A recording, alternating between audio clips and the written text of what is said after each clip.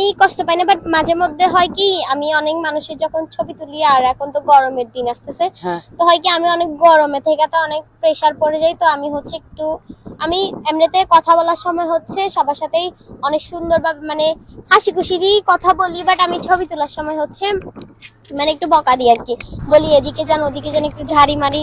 এবং আমার যদি কোনো ভিডিওতে যদি নষ্ট হয়ে গেল আমি বলি যে এইখানে গেছি, মানে অনেক দুষ্টামি করি, অনেকের সাথে অনেক দুষ্টামি, যারা আমার সাথে দেখা করছে হয়তো তারাই বলতে পারবে ভালো আমি কেমন আচরণ করি।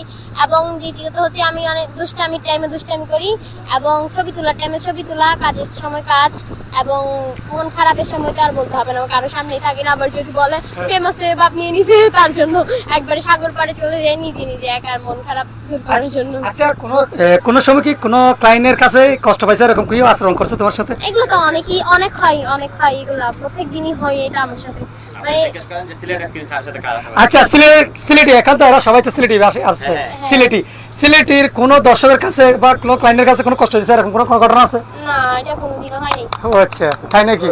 সিলেটি মানুষ মানে ব্র্যান্ড। আর দ্বিতীয় কথা হচ্ছে আমার সিলেটি মানুষ অনেক ভালো, মানে অর্থাৎ সিলেট জায়গাটাই একটা শান্তির জায়গা।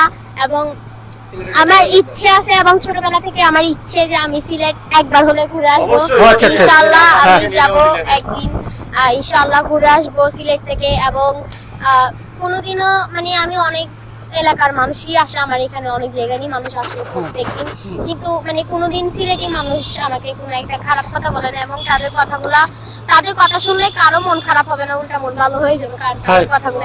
ও আচ্ছা আচ্ছা আচ্ছা, হ্যালো সব সিলেটি দর্শক। ওকে, থ্যাংক ইউ।